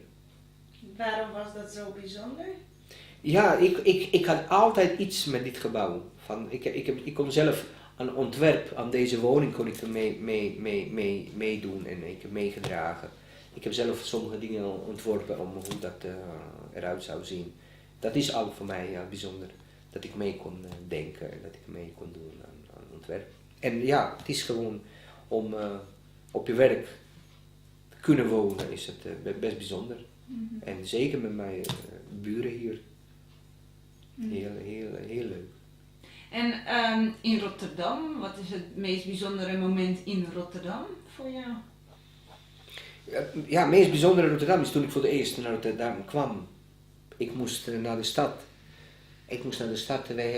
Wij zijn gedropt toen in onze woning, dus dan moest ik zelf het centrum uitzoeken. Moest ik in de metro instappen, wist ik helemaal niks van welke kant ik op moest ik allemaal zelf uitzoeken. Mijn vriendin was toen zwanger, ze heeft thuis gebleven. Toen moest ik zelf het centrum vinden en de eerste indruk toen ik naar het centrum kwam, toen ik al die gebouwen gezien heb, hoe groot die Rotterdam is. In het begin vond ik dat niet echt leuk. Ik voelde me, ik kom wel uit een kleine stad, terwijl ik wel gestudeerd heb in een iets grotere stad, maar zo groot als Rotterdam, dat was voor mij echt groot. En ik voelde me toen al een beetje alleen samen met mijn vriendin, weet je. Ik voelde me een beetje verloren. En je kan zich in Rotterdam ook verloren voelen, terwijl mensen wel warm zijn, dat hebben ze ook aan de andere kant. Dat ze ook koud kunnen zijn, weet je wel, dat je zich kan wel verloren voelen. dat kan. Dat hoeft niet voor iedereen te zijn, maar ja. En ik voelde me toen een beetje verloren in zo'n grote stad. Dat is mijn eerste indruk over Rotterdam. En hoe is dat dan toen verder gegaan? Kan je daar over vertellen? Je leeft in Rotterdam? Ja, verder, je leert Rotterdam kennen en dan wordt het steeds makkelijker. Dat zie je dat het niet zo'n moeilijke stad is, dat je wel een toegang hebt om hem beter leren te kennen. En je moet wel open zijn om andere dingen te kunnen leren. En dan is die relatie tussen mij en Rotterdam steeds beter geworden. En dat het zo ver is gekomen dat ik me echt helemaal aan Rotterdam voel. En hoe is dat dan gelopen, die relatie met Rotterdam? Hoe is dat gelopen? Ja, weet je, ik heb heel veel evenementen in Rotterdam meegemaakt en ik weet best veel over Rotterdam. Ik ken niet alle plekken. Ik wil die Rotterdam die ik niet ken, wil ik heel graag ontmoeten, wil ik heel graag zien. Maar ik denk dat wij hele goede vrienden zijn geworden. Na 20 jaar, ik woon bijna 20 jaar in Nederland. Dat wij goede vrienden zijn geworden. Ik voel me omarmd in Rotterdam, ik voel me thuis. En wat heeft daarvoor gezorgd? Wat heeft daarvoor gezorgd? Ja, ik denk dat open zijn, weet je wel. Ik denk dat ik open ben geworden naar Rotterdam toe, zoals Rotterdam naar mij toe. En het is gevoel dat je zich thuis voelt. Dat is echt genoeg voor mij. Als ik in Rotterdam ben, voel ik me thuis. Ja. Ik kan je niet echt uitleggen hoe is dat ontstaan, maar het is door de jaren heen. Alle bekende plekken, alles ga je opslaan in je hersenen en dat helpt om weer wat makkelijker daar mee om te gaan, of zich thuis te voelen. Wat betekent dat, thuis voelen? Voor mij betekent dat heel veel. Ik wil me graag thuis voelen, weet je. Ik voel me op andere plekken op mijn gemak. Maar hier voel ik me echt thuis. Terwijl ik wel van mening ben, je moet zich overal in de wereld thuis kunnen voelen. Dus niet alleen maar in Rotterdam of niet alleen maar in Bosnië. Je moet zich ook, op de hele planeet aarde, moet je zich thuis kunnen voelen. Maar ja, dit heeft wat speciaals. Rotterdam heeft wel dat heb ik daar wat speciaals mee. Het is een speciale stad, sowieso. En wat betekent dat voor jou als je ergens thuis voelt? Ja, dat betekent wel veel. Dat geeft veel rust, weet je. Als ik me hier niet echt prettig zou voelen, dan zou ik zeker gaan verhuizen.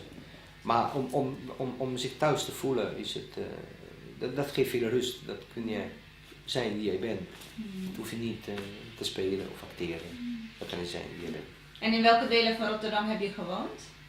Ik ben, eerste paar weken ben ik in Rotterdam-Zuid gewoond. Dat was een instantie waar jij moest wachten op een woning dat je in Rotterdam kreeg. Wij wilden eigenlijk eerst in Amsterdam gaan wonen en in Leiden. En toen was het geen plek, maar was ik wel blij toen ik hoorde dat wij in Rotterdam gingen wonen. Wij wilden verder met studeren, we waren allebei niet afgestudeerd, dus wij dachten we gaan onze studie weer oppakken. Daarom wilden we naar Amsterdam, ook omdat Amsterdam een stad is, als je jong bent, dan wil je heel graag in Amsterdam wonen. Daarna was ik heel blij dat dat niet geworden is, omdat ik kinderen kreeg en dat zou veel makkelijker zijn. Veel moeilijker zijn om daar kinderen op te voeden. En ja, ik zal niet zeggen dat we per toeval kwamen, volgens mij toeval bestaat niet. Dat was gewoon een reden dat we hier kwamen. En ik zal eerlijk zijn, ik kom altijd terug in mijn kleine wereld. Toen ik zag Orion in een hoofdgebouw, wij woonden hier in Zevenkamp. En ik zag elke dag een gebouw die groter wordt,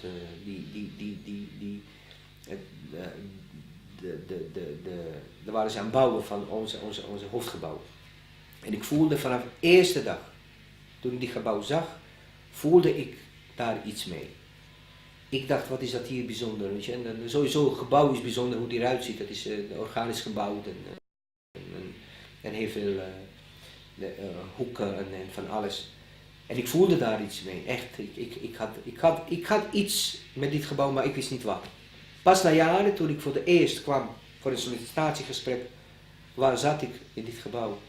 En ik weet zeker dat dit bestemd was voor mij om hier te komen wonen en om hier te gaan werken. Echt. Dat ben ik 100% zeker. Ja, dus je hebt een tijdje eerst op Zuid gewoond en toen ben je naar Zevenkamp. Ja, toen zijn we naar Zevenkamp verhuisd. Toen zijn we in twee woningen in Zevenkamp 2 keer verhuisd. En toen kwamen we hier.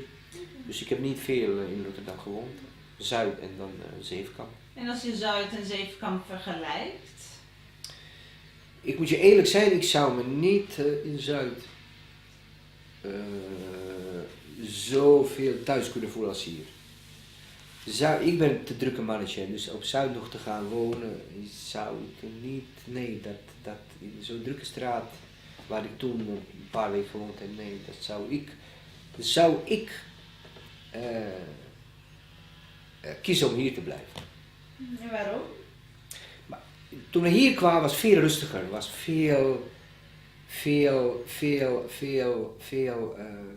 kon ik me, aan de ene kant kon ik me veel vrijer voelen. Dat was ook wat nieuwer, daar waren wel wat oude gebouwen en dan, hier was het wat best nieuwe wijk.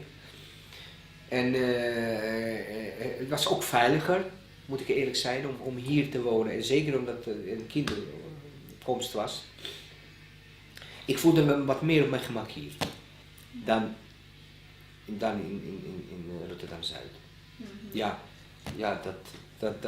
dat is het gewoon. Ik voelde me hier wat meer vrijer hier. Daar kon ik nieuwer en weet je, die soort dingen. En hoe was dat om hier in Zevenkamp je kinderen groot te zien worden? Ja, het was wel leuk. Ze hadden een leuke school en wij hadden ook heel veel kennissen gehad. En via mijn werk was in de Zevenkamp. Best leuk, maar als ik nu terugkijk, wat kan ik zien? Je geniet niet veel van. Ik denk dat ik niet echt heel veel genoten heb. Ik dacht toen dat ik veel genoten heb, maar als ik nu terugkijk, dan denk ik, dan kan ik ook veel meer genieten. En hoe bedoel je dat? Ik bedoel, weet je, er was ook voor ons ook onzekere tijd. Zullen wij de papieren in Nederland krijgen, konden we hier blijven. En dan ben je steeds daarmee bezig, in de plaats van om naar je toekomst te kijken. Om te kijken wat je meer kan doen, wat je meer voor jezelf kan doen. Wat je meer, wat je meer voor je toekomst kan doen. Weet je, daar ben je niet mee bezig. Dan ben je meer bezig, natuurlijk met je kinderen. Maar ook de situatie dat niet zeker is, mag je hier blijven of moet je weer terug naar je geboorteland, wil je dat? Weet je, dat heeft heel veel energie gekost, veel tijd, terwijl je in die tijd kon veel meer genieten. Heeft dat ook effect gehad op de opvoeding van je kinderen? Zeker weten, ja zeker weten. Je kan echt zien aan mijn kinderen, aan oudste, is veel onzekerder dan mijn jongste. Ik weet zeker dat dat ook mee te maken heeft dat wij ook onzeker waren toen onze oudste op de wereld kwam. Dat wij onzeker waren, zullen we hier blijven? Kunnen we hier een goede bestaan opbouwen? Kunnen we hier zijn wie wij zijn? Gaat dat wel lukken in de toekomst op te bouwen? Toen jongste kwam, toen hadden wij al een Nederlandse nationaliteit gekregen. En ik weet zeker dat er daardoor zij ook zekerder geworden, omdat wij zeker waren. Dat zij wat meer van die energie heeft ontvangen dan Marta, die oudste is. Dat weet ik zeker. Dat ook, toen we Marta kregen, waren wij ook onzeker. Zullen we hier blijven? Mogen we hier blijven? Hoe dat gaat verder? Weet je wel, zij heeft als kind dat zeker meegekregen. En dat zie je nu nog steeds aan haar, dat zij over sommige dingen veel twijfelt dan mijn jongste. En die jongste, hoe is daar de opvoeding mee gegaan? Ja, weet je, dat is sowieso met het tweede kind doe je altijd veel beter dan je met je eerste kind. Als iemand dat zegt dat niet waar is, dat is wel waar. Ik heb met het eerste kind, je leert wel, wij waren jonge ouders, wij waren ook kinderen, 24, weet je. Maar met het jongste was het veel vlotter en veel makkelijker gegaan.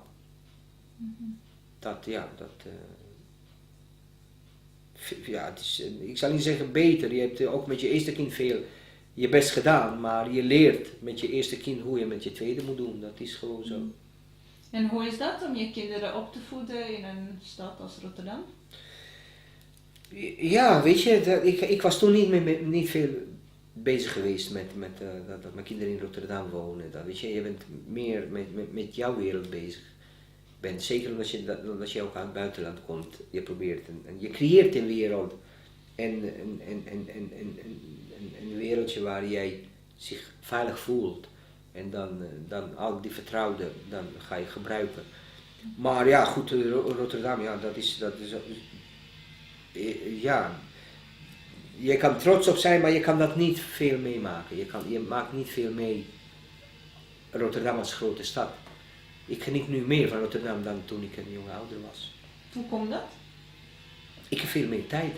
Ik ga ook vaker naar Rotterdam. Nou goed, dit is ook Rotterdam, maar goed, als we over Rotterdam praten, dan is het dan een veel groter gebied. Ik ga heel vaak naar andere delen van Rotterdam nu. Heb ik gewoon meer tijd. En die band met jou en je dochters, kan je daar wat over vertellen? Hoe is die? Ja, weet je, zoals elke ouder, dat is op en neer. Ik denk dat ik een goede basis heb met mijn dochters. Dat ik een goede basis gelegd heb en dat ik hun als ouder geleerd heb wat normen en waarden zijn. Terwijl normen en waarden, weet je, die variëren ook. Weet je, ze zullen ook heel veel moeten uitzoeken. Ik denk dat ik een goede basis heb gelegd voor mijn kinderen. En dat zij een goede mens zijn geworden. En nu gaat dat op en neer, weet je, van een ruzie tot een hele blije moment waar we gaan stoeien. We maken van alles mee. En ik heb nu wat minder contact met mijn dochters, omdat ik uit elkaar ben met mijn partner. Wij zijn uit elkaar gegaan. Ik heb wat minder contact, maar ik probeer altijd veel contact met hun hebben. Zij ook. Dus dat is gewoon zoals het is. Maar wij eten, weet ik niet, heel vaak samen. Dan komen ze bij mij. Ik zou wel willen dat ze elke avond hier zijn, maar dat is onmogelijk. Maar het is een goede band, dus ik vind basis dat is heel belangrijk. En mijn kinderen zijn ook naar vrije school gegaan, allebei. En dat heeft ook mee te maken met de antroposofie. Dat heeft ook daar leer je ook dat elke mens uniek is. En dat je zich gaat ontwikkelen op eigen manier. Dat je dat zelf gaat uitzoeken wat voor jou goed is en wat voor jou niet goed is. Dan mag je daar zelf beslissingen over nemen. En dan mag je op jouw manier dat doen. Dat is heel belangrijk. En waarom heb je voor de vrije school gekozen dan? Weet je, ja, ik ben met vrije school in aanraking gekomen pas toen ik hier kwam werken. Maar ik heb heel veel in vrije school gezien wat onze ouders of grootouders, hoe zij daarmee met bepaalde dingen omgegaan zijn. Bijvoorbeeld met homeopathie. Weet je, ik denk dat jouw grootouders en ouders ook daar heel veel gebruik hebben gemaakt van natuurlijke producten, natuurlijke medicijnen. En weet je, dat is onze ouders hebben dat ook gedaan. Dat wordt niet genoemd zoals dat hier genoemd, homeopathie. Maar dat hebben ze ook heel veel daar gebruik van gemaakt. En gewoon dat je mag zijn wie jij bent. Dat jij in de vrije school mag je zich ontwikkelen op je eigen manier. Het is, ja, dat heeft mij aangetrokken. Dat heeft mijn kinderen ook geholpen om eigen mening te hebben. Of op eigen manier van kind tot een volwassene te worden. Dus dat heeft hun ook gemaakt zoals ze zijn. En daar ben je niet een cijfer. Daar ben je echt een kind die gezien wordt. Die bijvoorbeeld mijn jongste dochter, mijn oudste dochter zat in vrije school en mijn jongste dochter als topsporter wilde helemaal niet naar vrije school. Zij wilde naar een topsportschool. Dus hebben we gezegd, oké, prima. Wij wilden graag dat je naar vrije school gaat, maar zij wilde niet. Zij zei nee, pittige tante. Toen zei ze nee, ik ga niet naar vrije school, dat vind ik helemaal niks. Ik ga naar de topsportschool. Daar heeft ze gezeten in een klas waar allemaal topsporters zijn. Topsporten van voetbal, van tennis, van volleybal, van weet ik niet allemaal. Maar zij ging met ons mee heel vaak naar jaarfeesten, naar de concerten, naar vrije school voor onze oudste dochter. En dat heeft haar interesse opgewekt, dat ze op een gegeven moment in het tweede jaar van haar middelbare school gezegd heeft dat ze zich niet thuis voelt in een topsportschool. Ze zien haar als niet als Anna-Marie. Heel veel leerkrachten weten haar naam niet. En dat vond zij heel raar. Ze had aandacht nodig. Ze had gesprekken nodig met leerkrachten. Ze wilde graag bezig zijn. Ze deed heel vaak dingen op school alleen. Omdat zij heel veel trainde, had ze ook vrijstellingen. En dan ging ze ergens in een kamer zitten alleen toetsen schrijven of weet ik niet wat allemaal. Dat vond ze helemaal niet leuk. Toen heeft ze zelf gevraagd of zij naar vrije school mag gaan. En dan zit ze nu nog steeds op vrije school. Dus dat heeft ze echt zelf. Oudste hebben wij zeg maar een weg gemaakt, maar de jongste wilde dat helemaal zelf. Dus zij kon zich niet vinden in een school waar je eigenlijk, in een hele grote school waar je eigenlijk je leerkracht niet weet hoe je heet. Dat vond ze helemaal niks. Het is onpersoonlijk. Ze wilde wel een persoonlijke school en ze is helemaal opgebloeid op vrije school. Dus echt een aanrader. En daar zitten mensen van alle geloven, van alles. En dat is gewoon een hele prettige manier. Vind ik echt. En onze werkwijze heeft ook veel met de vrije school te maken hier. Dus. Hoe bedoel je dat? Ja, het is de werkwijze. Je gaat eigenlijk kijken wat een mens echt nodig heeft. Je gaat mensen niet, je gaat ze niet bekijken oppervlakkig. Je gaat echt wat dieper kijken wat mensen nodig hebben om zich te kunnen ontwikkelen. En zoals ik zei, elke mens is uniek en elke mens heeft een bepaalde beeld en die heeft een bepaalde manier om hoe je met hem omgaat. Iemand heeft autisme en iemand is alleen maar lichamelijk handicap. Dus dan moet je echt wat dieper naar mensen kijken wat hij nodig heeft. Dat doen we hier ook in ons bedrijf. Wij doen heel veel met werktherapieën. En we hebben heel veel mensen met autisme die wij begeleiden. We hebben heel veel mensen die spastisch zijn, die hebben ze weer een andere manier nodig om daar te begeleiden. Mm-hmm. Dus ja, dat is een hele andere kijk dan, wij zijn ook niet reguliere instelling. Wij gaan niet 's ochtends mensen wakker maken, 3 minuten tanden poetsen, 2 minuten kleren aantrekken, 12 minuten ontbijten. En weet je, dat doen wij niet. Wij doen het heel rustig, wij doen dat op een hele andere manier. Dus dat vind ik heel belangrijk. Waarom trekt jou dat? Die kijk op het leven en die benadering? Ik heb dat gewoon even gezien, dat mensen kan helpen. Ik heb dat echt met mijn eigen ogen en ik heb dat echt ervaren, dat mensen, dat het helpt mensen, dat mensen zich ontwikkelen, dat mensen als je echt een probleem bij mensen ziet wat zijn probleem is, dan kun je daar wat aan doen. Dan kunnen hun helpen. Je ontwikkelt zichzelf daar ook in. Dus ik heb mijzelf ook, ik ben ook een hele andere mens geworden. Ik heb me daar ook heel veel ontwikkeld. En ik werk graag met mensen. Ik begeleid ook mensen. Ik heb ook persoonlijke gesprekken met mensen waar ik ze begeleid. Over seksualiteit of over een hele andere dingen. Ik vind het heel belangrijk om echt naar het probleem te kijken. Kan je daar wat meer vertellen over jouw begeleidersrol met mensen? Ik heb naast dat ik al die dingen wat ik doe, wat ik gezegd heb, ik heb ook een man die ik begeleid, die ook psychiatrische patiënt is. Het was heel moeilijk om iemand te vinden die hem wilde begeleiden. En toen hebben ze mij gevraagd, jaren geleden, om met hem om te gaan. Omdat ik ook begeleid heb mensen die ook gevaarlijk kunnen zijn, die uit hun dak kunnen gaan. En dan werd ik nog steeds daarvoor, krijg ik een speciale opleiding. Dan krijg ik een speciale opleiding. En bij elke maand word ik daar ook een beetje begeleid in hoe je mensen moet. Ook overmeesteren als dat nodig is, zonder pijn te doen. En toen hebben ze mij gevraagd of ik hem wil begeleiden. En toen heb ik ja gezegd, terwijl ik helemaal dat niet wilde. Ik dacht, het is een hele moeilijk geval, weet je. Maar die uitdaging vind ik leuk. Dus dat heeft mij geholpen om ja te zeggen. En in het begin ging dat heel moeilijk. Hij kon ook uit zijn dag gaan, hij was nergens tevreden. Het was heel makkelijk om boos te worden, hij kon ook slaan. En nu werk ik met hem 8 jaar, dus zijn we echt een hele goede collega's met elkaar. We zijn echt,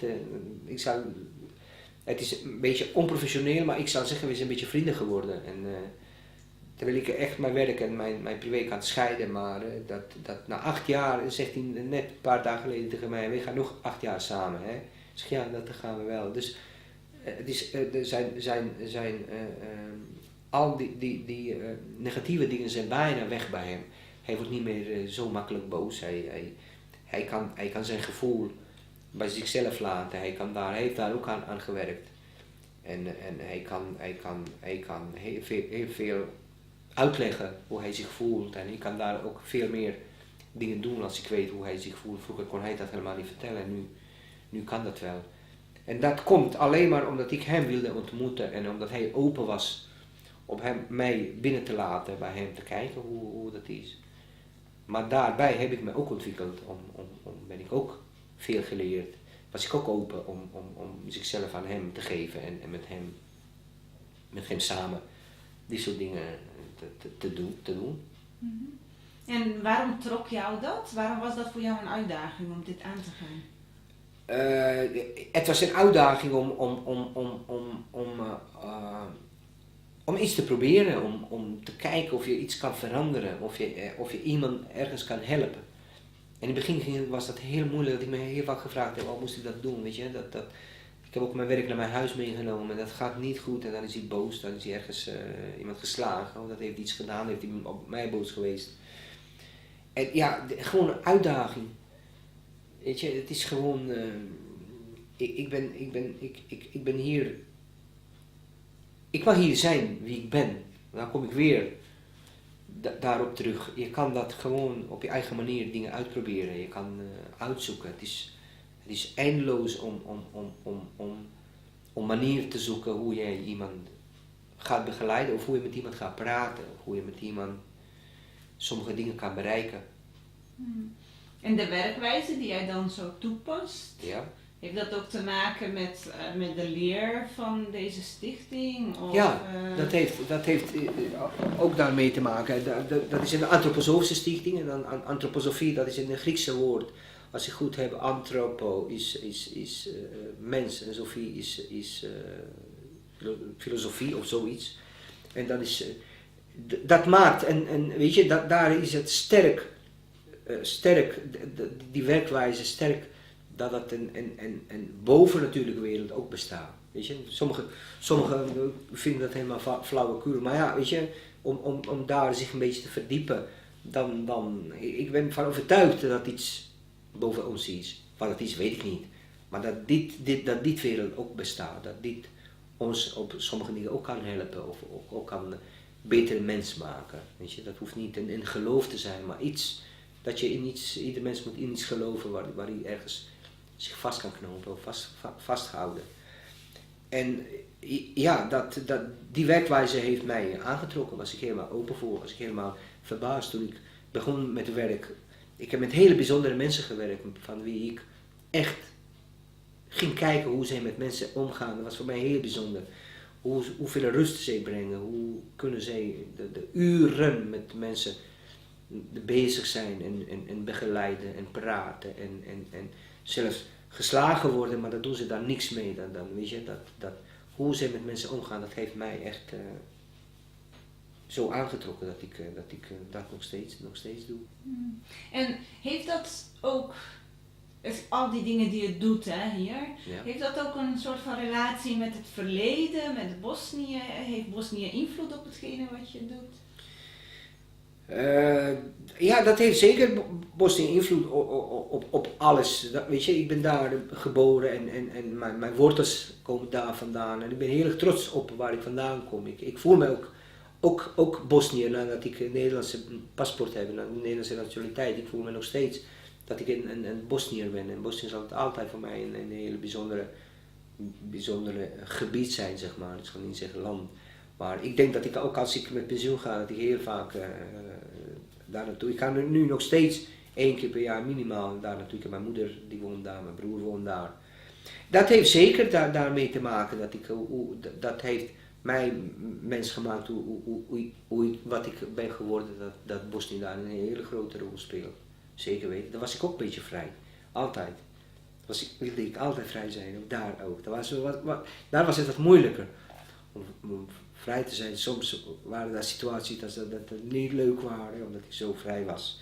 Omdat ik lang haar heb, omdat ik oorbellen draag. Dat was bij ons wat moeilijker, maar dat... Is het in Nederland makkelijker om vrij te zijn dan in Bosnië? Ik denk dat het wat makkelijker is. Ja, ik denk dat het wat makkelijker is. Waarom? Ja. Je denkt niet veel wat anderen dan van jou denken of over dingen denken. En waar ik vandaan kom, is het nog steeds belangrijk wat jouw buurman van vindt of wat mensen eromheen, je vrienden, familie, wat ze daarover vinden. Mm-hmm.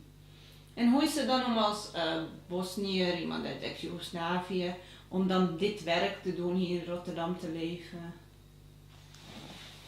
Ja, mijn collega's vinden dat heel bijzonder. En ik weet dat mijn oude directeur gezegd heeft, hij ging een keertje met mij gaan zitten koffie drinken en hij zei tegen mij, waar hij vandaan komt, zei hij tegen mij, dat is toekomst van dit soort gemeenschappen. Echt, dat zal ik nooit vergeten. Hij zei, waar jij vandaan komt, Balkan, dat is echt de toekomst voor die soort filosofie, zeg maar. En ik zou heel leuk, leuk vinden om zoiets in mijn geboortestad te starten. Daar heb ik heel vaak daarover nagedacht. Heel vaak. Dat zou heel leuk zijn om zoiets daar te stichten en daar te beginnen. Waarom? Omdat eerst die werkwijze en hoe je met mensen omgaat, hoe je zacht, hoe je op een speciale manier met mensen omgaat. En omdat daar ook mensen zijn met zorgvraag, maar die worden niet echt graag gezien daar door familie. Weet je? Dat zou ik daar wat mensen willen scholen of willen laten zien. Dat die mensen ook heel bijzonder zijn. Weet je, je kan met zorgvraag zijn, maar hoe jij dingen beleeft, je beleeft ze op jouw eigen manier en dat moeten wij wel snappen. Dat jij een zorgvraag mag hebben, maar toch ben je een mens en je beleeft dingen op jouw eigen manier. En dat moeten we respecteren. Dat moeten wij, en bij ons, waar ik vandaan kom, vind ik soms dat het niet gerespecteerd wordt. Hoe een mens met zorgvraag over dingen denkt. Hij moet ook zijn eigen mening kunnen hebben. Hij moet ook bij muziek kunnen lachen. Dan lacht hij niet zomaar. Dat maakt hem blij. Weet je, die soort dingen zou ik wat meer aandacht daar willen besteden. Dat zou ik heel leuk vinden. Dat is je toekomstdroom? Dat is zeker een van mijn toekomstdromen, ja. Ik doe af en toe zeker aan de goede doelen. Ik ga met mijn oude manager van Stichting Oorlog ben ik ook naar India geweest, waar ik gitaarles heb gegeven. En 3 weken aan de kasteloze kinderen heb ik met hun die 3 weken doorgebracht in een huis waar je eigenlijk niks luxe aan hebt. Je komt op een basis, je eet gewoon wat zij eten en je doet wat zij doen en heel veel muziek maken we. Dat is eigenlijk een stichting dat een vriend heeft begonnen, vele jaren geleden. Heeft hij begonnen in India en dat doet hij nog steeds. Hij ontvangt hij aanneemt kasteloze kinderen die geen goede toekomst hebben omdat ze kasteloos zijn. Dat is het laagste niveau in India. En ze kunnen daar wonen. Ze moeten Engels leren en ze moeten instrumenten spelen. En dan hebben ze een kans op een toekomst. En dan ga ik af en toe daar naartoe. Om daar les te geven. En, als vrijwilliger. Ik vind het hartstikke leuk. Ik vind het heel leuk om mensen te helpen. Ik heb net via mijn werkgever of via mijn bedrijf heel veel mensen hebben donaties gegeven dat wij naar Bosnië gestuurd hebben voor mensen met zorgvraag. Dus daar zijn we altijd ergens waar hulp nodig is, daar zijn we altijd ergens om wat te doen. Hoe is dat begonnen, dat jij je zo inzet voor de anderen? Ja, ik weet het niet, weet je. Ik moet niet eerlijk zijn, toen ik jong was ik ook niet echt iemand die heel veel daaraan gedaan heeft. Maar ik denk dat mijn ouders hebben dat ook heel vaak gedaan vroeger. Maar goed, weet je, dat is bij ons normaal dat je anderen ergens helpt. Maar ik denk dat ik dit stuk meer ontwikkeld hier heb. Hier zijn heel veel mensen die aan goede doelen werken. Hier wordt ook gewoon in Nederland wordt heel veel aan goede doelen, heel veel werk aan besteed. Dat ik meer hier geleerd heb om dat te doen. En zeker in Stichting Orion. Er zijn heel veel mensen die reizen en die voor goede doelen heel veel dingen doen. Dus dat denk ik dat dit stuk hier echt tot bloei is gekomen. Heb je dat ook met je dochters gedeeld? Zie je dat ook terug bij hen?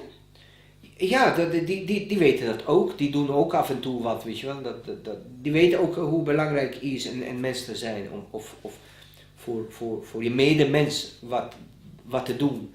Weet je, ik ben van overtuigd dat als wij ooit hier niet meer zijn op deze wereld, als we naar een andere wereld gaan, dat alles wat van jou blijven goede dingen wat je gedaan hebt, wat je voor je medemens gedaan hebt, daar word je herinnerd. Of dat wordt ooit genoemd en niet dat je veel geld hebt of dat jij een groot huis hebt of dat jij... Ik denk dat wij op deze wereld gezet zijn om voor anderen ook wat te doen. En wat is dan het belangrijkste voor jou, waarvan jij zegt van nou, dat wil ik dat mensen mij gaan herinneren als ik er niet meer ben? Weet je, als ik zou heel leuk vinden wat ik net gezegd heb. Ik zou heel leuk vinden om die soort gemeenschap of die soort stichting in Bosnië kunnen openen. En dat op deze werkwijze, dat je echt gaan kijken wat mensen nodig hebben. Ik ben net 2 maanden geleden uit Bosnië teruggekomen. Ik heb daar heel veel gezien. Ik heb heel veel gekend. Ik heb heel veel kunnen voelen wat mensen daar nodig hebben. Zeker mensen met een zorgvraag. Dit is echt iets wat wij moeten daar willen hebben. Dat het echt iets is om die soort stichtingen daar te openen. Om die werkwijze, om daar te kunnen zeg maar, oefenen of daar te kunnen doen. Dat zou ik heel leuk vinden. Als ik ooit een grote prijs zou winnen en loten, dan zou ik dat echt doen. Dan zou ik dat echt doen. Nou, een mooie droom. Ik hoop dat het ja, ik hoop het ook. En mensen begeleiden, mensen leren hoe dat op deze manier kan. Dat heb ik ook geleerd. Dan ben ik ook hier geleerd. Dat zou mijn droom zijn. En veel muziek, veel therapie, veel buitendingen doen, veel met je handen bezig zijn. Dat is echt, dat is een soort therapie, ook voor mensen die geen zorgvraag hebben. Ik denk dat ieder mens heeft een soort zorgvraag. Dus niet dat wij alles goed ontwikkeld hebben. Dus ik denk dat dit is om met je handen, om zich waardevolle mensen te voelen. Om zich te voelen dat je iets doet voor maatschappij of voor je medemens. Dat vind ik. En zou je dan daarvoor ook terug willen naar Bosnië? Of zeg je, ik blijf in Nederland? Ik zou daarvoor naar Bosnië willen gaan. Dat denk ik dat ik dat zou kunnen doen. Dat denk ik wel. Ik heb ook bijna naar India gaan wonen. Bijna. Met mijn toenmalige partner en met mijn kinderen. Bijna. Er werd er aangeboden om in India te gaan wonen en daar zo een huis te leiden. Hebben we niet gedaan, maar omdat onze kinderen klein waren. Maar dat denk ik wel. Dat denk ik wel dat ik ooit dat zou doen. Maar je hebt toen gekozen om in Nederland te blijven voor je kinderen? Ja, ik heb toen gekozen voor in Nederland te blijven. Omdat wij ook net een paar jaar hier woonden in Nederland. En ja, de onzekerheid, weet je wel. Ja, je weet niet.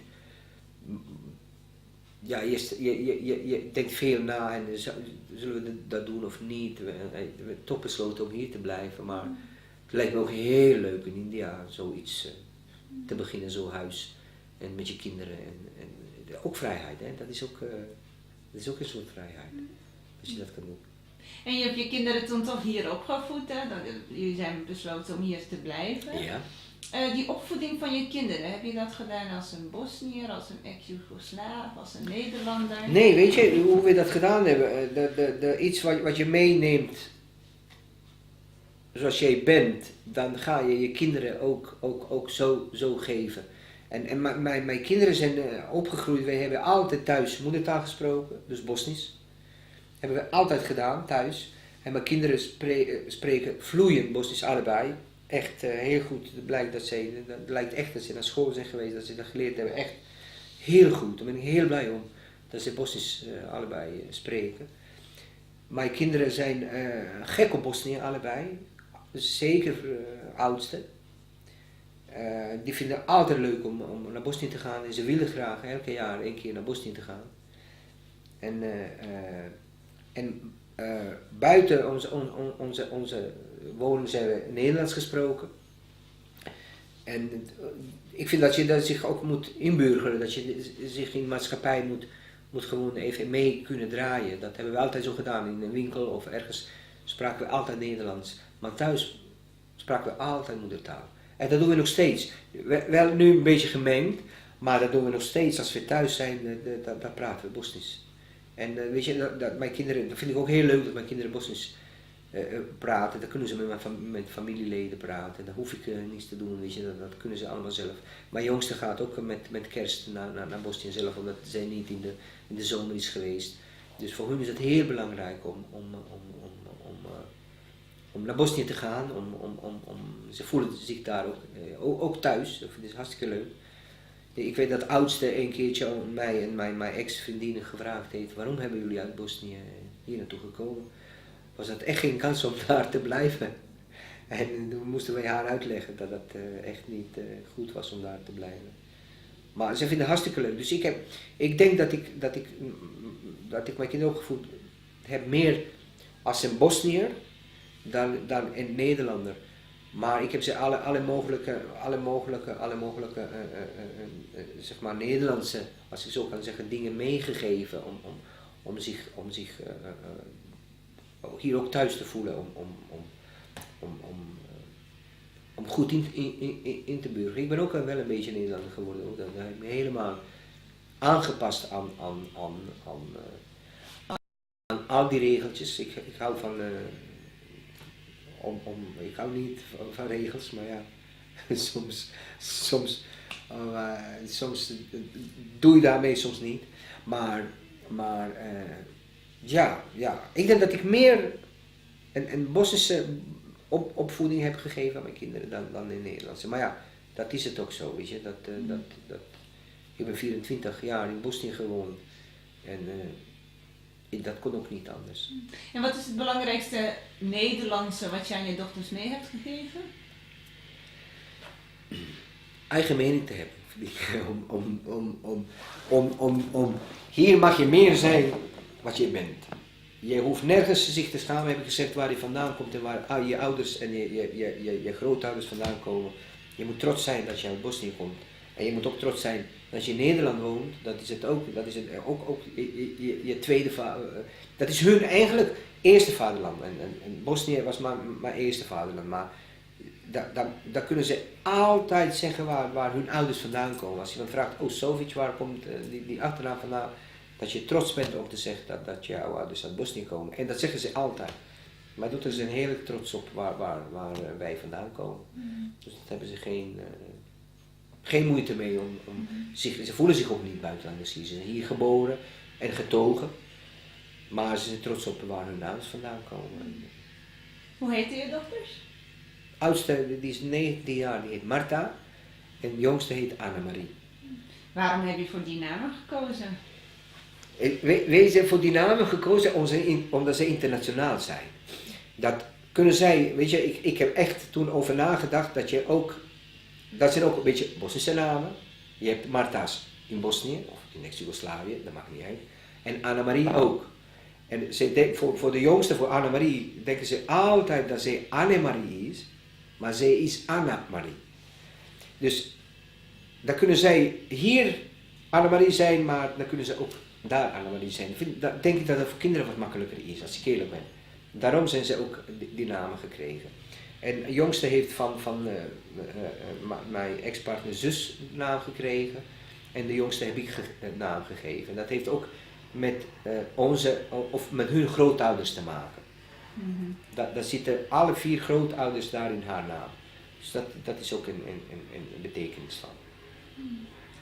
Als ik zo alles bij elkaar neem wat jij allemaal doet, ben je eigenlijk heel erg bezig met jezelf zijn, dat overbrengen naar je dochters, maar ook overbrengen naar de bewoners van dit huis, de hele leer. Je zet je heel erg in voor anderen. Kan ik dan zo samenvatten dat jouw bijdrage aan de stad Rotterdam dat is? Dus er zijn voor de anderen en ervoor zorgen dat zij ook weer zich verder ontwikkelen en zichzelf kunnen zijn. Ja, dat kun je zo zien. Dat kun je zo zien. Jezelf zijn en liever met anderen samen tot conclusies of tot dingen komen. Ja, dat ik op zo'n bijzondere plek woon en dat ik zeg ik nog een keer, de beste buren van Rotterdam heb. Ja, dat is, dat kunnen noemen misschien als een bijdrage. Dat zou kunnen. Dat ik samen met bewoners dingen ga doen en dat ik daardoor Rotterdam beter ga maken, of Rotterdam bijzonder ga maken. Dus ja, dat kan. Op welke manier maakt dat Rotterdam bijzonder? Ja, sowieso zo'n stichting maakt Rotterdam bijzonder. Dat vind ik echt. Wij maken eigen producten. Dat op onze logo staat ook dat we in Rotterdam zijn. En dat is een kleine bijdrage in samenleving. Dat vind ik wel.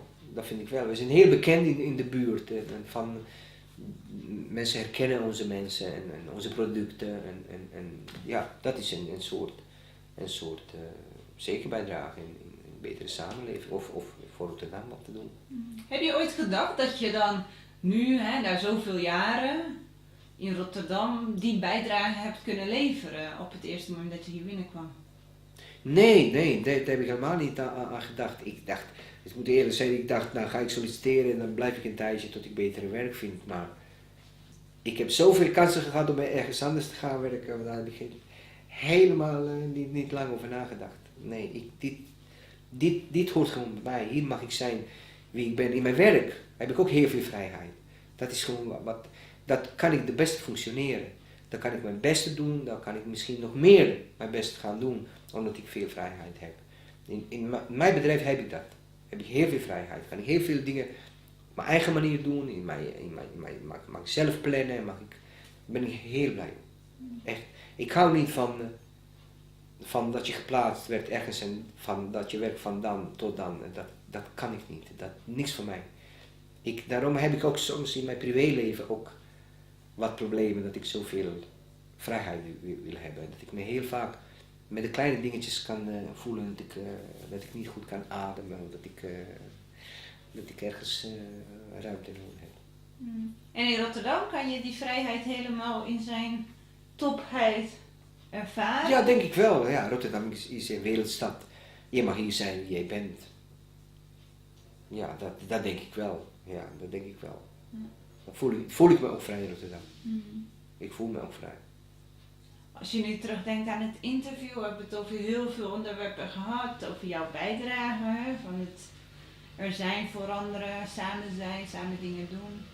Heb jij nog iets waarvan je denkt van god, dat zou ik ook eigenlijk heel erg graag willen vertellen voor dit project, wat nog niet te sprake is gekomen, maar wat jij wel heel erg belangrijk vindt als, dat is ook Rotterdam, dat is een onderdeel van mijn leven, van mijn levensverhaal.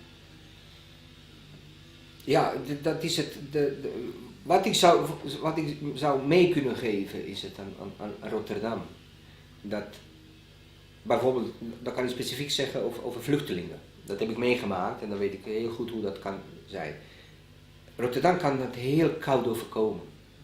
Als je ergens vandaan komt en voor de eerst hier bent, dan kan dat koud overkomen. Terwijl het niet zo is, maar misschien dat daar iets. Vluchtelingen zullen altijd hier naartoe komen. Dat is een stad die trekt, dat is sowieso Nederland, is een land. Misschien om daar iets wat beter dingen te regelen voor de mensen, om eerder zich thuis te voelen. Bij mij duurde 1 jaar voordat ik me thuis ging voelen. Dat kan veel eerder. Misschien is dat iets aan Rotterdam. Om daar wat proberen te doen. Om die soort mensen niet te vergeten, maar vanaf het begin omarmen en liefde geven en zeggen dat je dan voor bent. Dat doet niet Rotterdam, dat doen ze mensen, maar zo kan je dan plaatsen. En waardoor kwam het dan dat jij die kou voelde? Ja, dat komt door onze onzekerheid, maar ook onzekerheid van andere mensen om kennis te maken, om in aanraking te komen, om te communiceren. Weet je, ik ben een heel open mens. Ik maak heel makkelijk vrienden, ik maak heel makkelijk kennis met mensen. Maar dat was wel moeilijk in het begin om hier te doen. Ja, dat is normaal, maar ik denk dat daar wel iets aan gedaan kan worden om wat makkelijker eerder zich hier thuis te voelen. En wat miste jij daar dan het meest bij? Contact of wat meer voor kijken wat mensen nodig hebben. Weet je, gewoon contact. Dat is gewoon om wat meer contact te zoeken. Van alle twee kanten, maar van Rotterdam zeker. Om daar wat meer, om eerder mensen bij de dingen te betrekken. Om mensen te laten voelen. Weet je, als een vluchteling komt, dan ben je hier zo verloren. Dan kan hij zich zo verliezen. Dan kan hij ook slechte pad omgaan hoor. Dat is ook echt, die draad is heel klein. Dan kan je, of ga je een goede pad op of ga je een slechte pad. Die draad is heel klein dat je dat zo kan gaan. Ik denk dat we ook heel vaak mensen die uit het buitenland komen, die gaan een slechte pad op. Omdat dat wat makkelijker is of makkelijker omdat je daar word je verleid. Door die kou, door misschien of afstand of door niet mensen te laten betrekken, weet je, dat heb ik zelf ook ervaren. Toen ik hier kwam, kon ik ook slechte pad kiezen om slechte pad om te gaan of niet. Dan ga ik niet in mezelf, gelukkig heb ik dat niet gekozen. Ik heb toch gekozen om op een goede pad te kiezen en ik had kinderen en dan weet je, dan ga je niet zomaar slecht. Maar dat gebeurt heel vaak. Heb ik wel heel veel mensen gezien die slechte pad gekozen hebben. Omdat ze niet thuis voelen, omdat zij dan worden ze daar, denken ze dat ze daar omarmd worden, maar dat is eigenlijk, dat is schijnbedriegen hoor, dat is niet waar. Dat is een heel mooi advies. Ja, dat is zeker. Iets wat jij miste. Eerder mensen omarmen en thuis laten voelen. Oké. Dan, ik heb heel veel van mij ook geleerd. gehoord. Ja. Ik wil jou daarvoor bedanken dat jij aan dit project mee hebt willen doen en Graag jouw gedaan. levensverhaal in al zijn kleuren hebt willen delen. Dus dankjewel Zoran. Ja, ik hoop jij dat je ook het een bedankt. beetje leuk vond. Ja, ik vond het heel leuk. In het begin was het spannend, maar ik ontspannen zo snel hoor. Dat is Ja. geen probleem. Jij ook bedankt dat je mij Goed, gekozen dankjewel. hebt om hier mee te mogen doen. Nou, het was zeker de moeite waard. Nou, gelukkig. Dankjewel. Jij ook.